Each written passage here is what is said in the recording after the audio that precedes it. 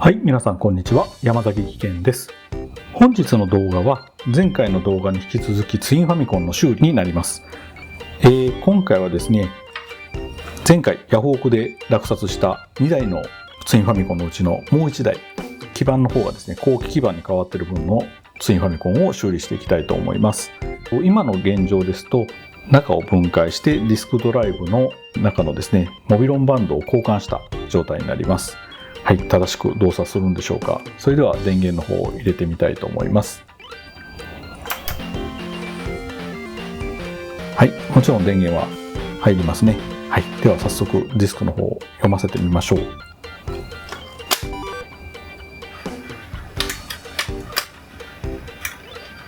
画面は安定しました。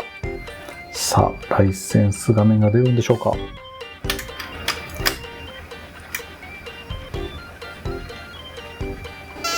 出ない。そしてディスクトラブルエラー27というのが出ました。このエラーよく皆さんご覧になるんじゃないでしょうか。このエラーですね、少し特徴がありまして、こういう方法でも治るんだよというところをちょっとお見せしたいと思います。まずディスクカードの方を一度取り外します。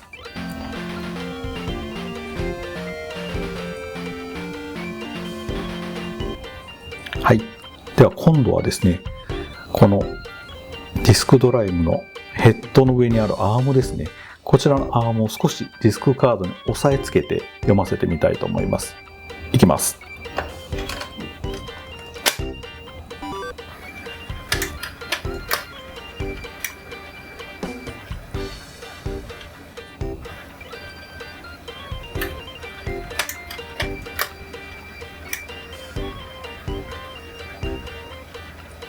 はい。ライセンス画面が出てゲームが起動してしまいました。はい、たったこれだけのですね対応でディスクが読めることがあるんですね。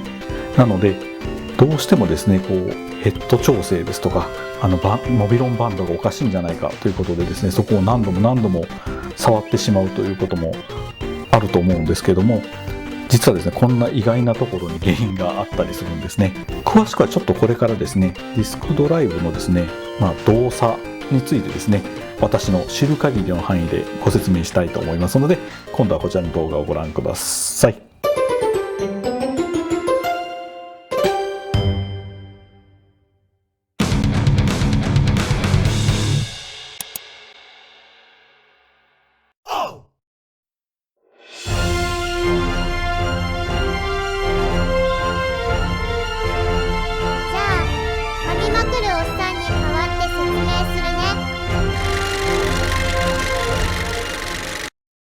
ゲームが読めなくなる原因には大きく分けて2つあります。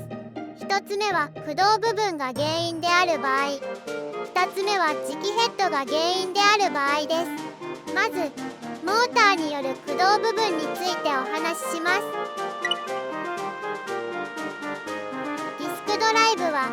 ディスクカードの中の磁気フィルムからデータを読み取ったり書き込んだりしています。特徴的なのはデータが渦巻き状に記録されていることです。ディスクカードを入れるとモーターが回転して初期位置からデータを順番に読み取ります。これをシーケンシャルアクセスと言います。形状の似ているフロッピーディスクはランダムアクセスといい、同心円状に記録されたデータに直接アクセスするため高速な読み取りが可能です。しかし先頭から順番にデータを読み取るディスクカードは片面の読み取りにおおよそ8秒かかってしまいます。磁気フィルムのヘッダー部分にはボリュームラベルやファイル数、ファイル情報が記録されており、その後のブロックからゲームのデータが記録されています。容量の小さいゲームは磁気フィルムの外周部分にほとんどのデータが記録されているため、磁気ヘッドの移動距離が短くなり、比較的早く読み込むことができます。反対に容量の大きいゲームでは磁気フィルムの内周部分にまで多くのデータが記録されているため、磁気ヘッドの移動距離が長くなり、読み込みに時間を要します。つまり先頭から順番にデータを読み取っていくシーケンシャルアクセスでは、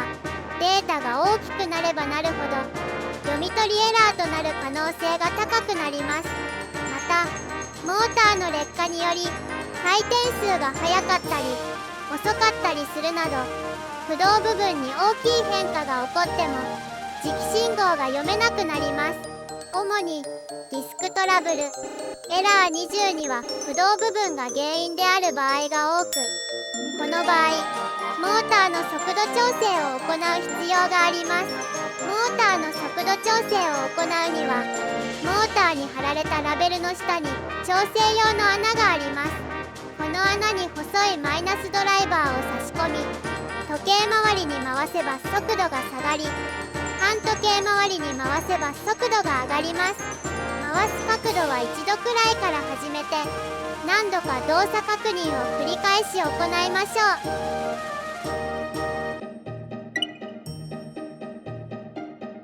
う。次に磁気ヘッドについてお話しします。ディスクドライブにディスクカードを挿入すると、磁気フィルムがアームの先端についたパッドによって磁気ヘッドに押し当てられます。そして回転に合わせて磁気ヘッドとの摩擦により、磁気フィルムに記録された N と S の磁気信号を読み取ってデータに変換しています。説明書にも書かれていますが、磁気フィルムに傷がつく、汚れやホコリが付着する、磁石に近づけるといったことが原因で磁気フィルムに記録されているデータが破壊され、読み取りはおろか使用できなくなってしまう場合があります。磁気信号は磁気ヘッドに適正な圧力をかけ、一定のリズムで送られなければ信号が読めません。そのためパッドが摩耗すると抑える圧力が弱くなることから、磁気信号が弱くなって読めなくなります。ある程度補正はされますけどね。主にディスクトラブル、エラー27は磁気ヘッドもしくはディスクカードに原因がある場合が多いです。そこでパッドの上にフェルトを貼り付けて、磁気ヘッドを抑える圧力を高めることで改善される場合があります。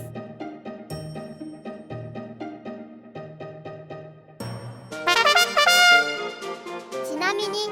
当時メーカーが販売していたゴムベルトの交換手順書にもパッドの交換手順の記載がありました。今となっては純正部品が入手できないため、パッドの素材が何か分かりませんが、磁気フィルムを傷つけない素材であることは間違いないと思います。なお本体の説明書には磁気ヘッドが4万回、パッドは1万回で消耗すると書かれています。もしパッドが消耗しているディスクドライブを見たら、最低でも1万回読み書きしたんだと思いを馳せてくださいね。以上、おっさんの代弁でした。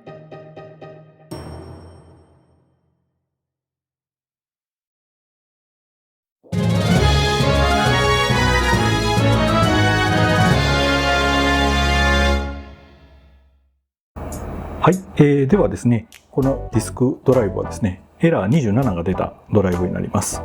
ちょっとここで面白い実験をしてみたいと思います。まず電源入れます。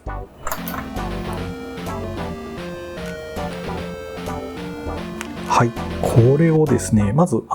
エラー27が出るかどうか、もう一度 A 面から入れてみますね。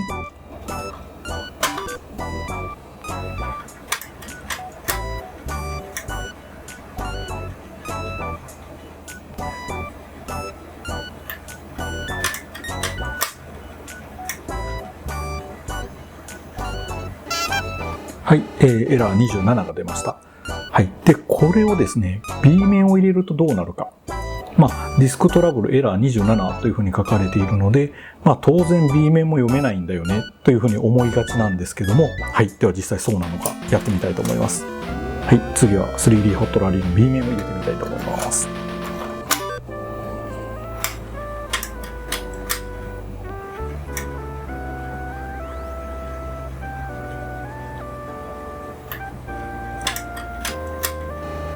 はい。なんとですね AB サイドエラー07というエラーが出ました。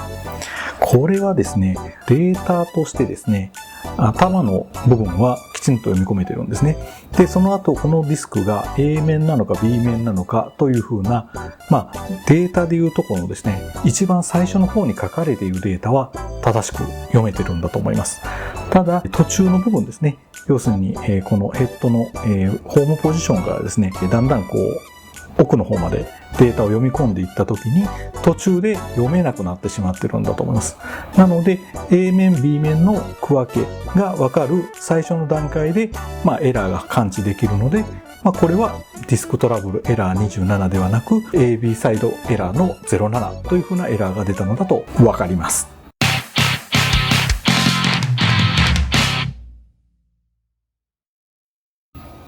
はい。ではですね、エラー27のですね、原因が分かったところで、このディスクドライブのですね、こちら、アームを持ち上げたところにあるですね、このパッドを修理していきたいと思います。修理と言いましてもですね、難しいことはなくて、市販のですね、こちら、フェルト。これはですね Amazon でですね清原 K フェルトというものを購入しました。18センチ ×18 センチで厚さが1ミリというものなんですけども、5枚入って495円というお値段でした。はい。であとですねこちらのディスクドライブのですねこのパッドなんですけども、こちらの径がですね3ミリになりますので、通常のハサミなどではちょっと加工が難しいと思いますので、こちらもですね Amazon の方でこちら穴開けパンチをですね購入しました。でこちらの方ですね穴径が 3mm のものになるんですけども、こちらの方がですねお値段が593円ということで約600円、合わせると1000円ぐらいしてしまうということでですね、やはりなるべくこういう個体はね当たらない方がいいんですが、修理のためには致し方がないということで、こちらの方を加工していきます。ではですねすでにこのフェルトを切ったものをご用意しましたので、はい、こちらにどこでも売ってる両面テープ100均のものでもいいんじゃないでしょうかねを貼っていきます。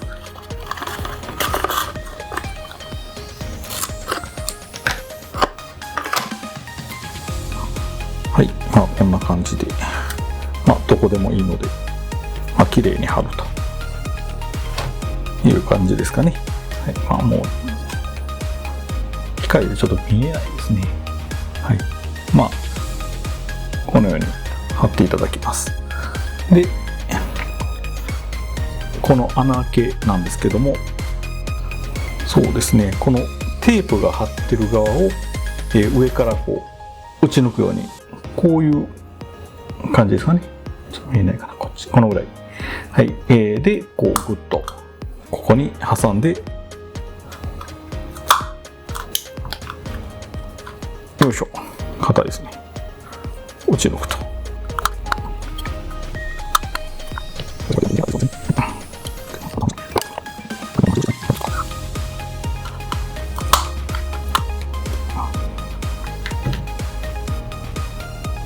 これ結構きれいにできましたね。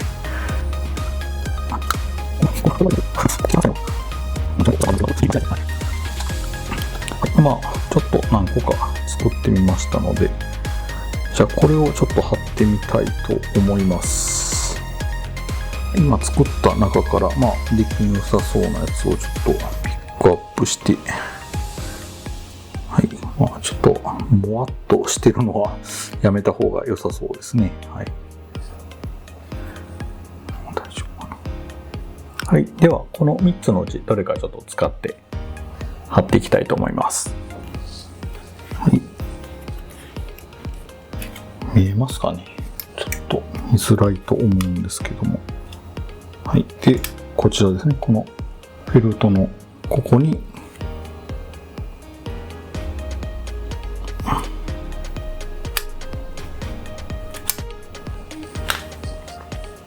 はい、こんな感じでしょうかね。厚みもおそらく1ミリぐらい増えれば OK みたいなので、この辺を使ってみるといいんじゃないでしょうか。はい、では実際に取り付けてみましょう。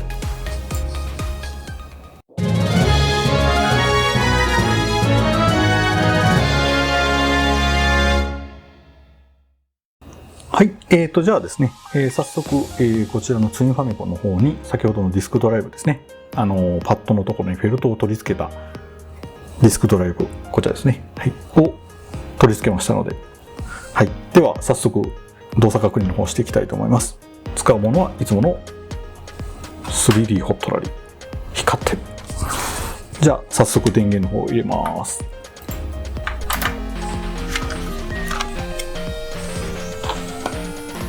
はい、じゃあセットしてみます。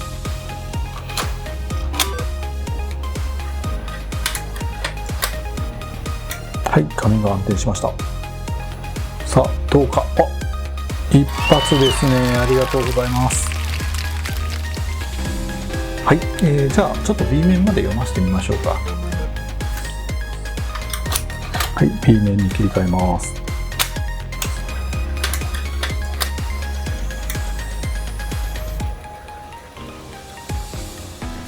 おっと素晴らしい。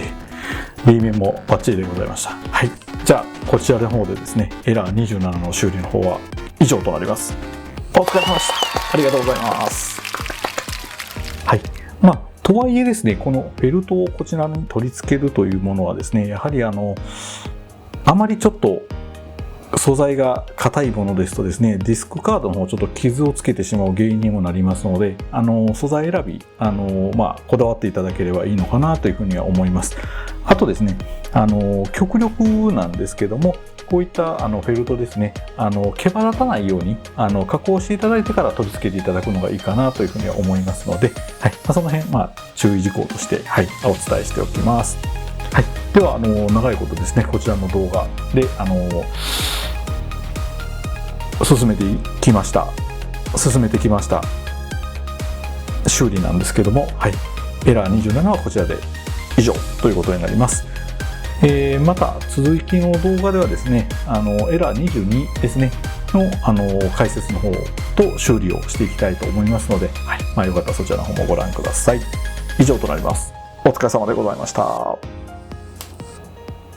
いやー、エラー27、なかなか難しいですよね。いろんな、原因が考えられるので、このパッドの部分がですね、へたってるとかですね、あとはゴムベルトに関する問題でもありますし、あとは一番ちょっと疑わしいのはやっぱりディスクカードのデータが消えかかっているみたいな事例もありますので、一概にどれというふうなところはちょっと言えないんですけども、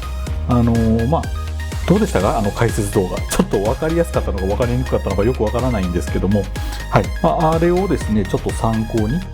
考えていただけると、ちょっとご自身ですね、エラーの出方がどういうことなのかというところが分かるのかな、ひらめくのかなというふうにちょっと思って作ってみました。はい、今後何かの参考にしていただければと思います。はい、お疲れ様でございました。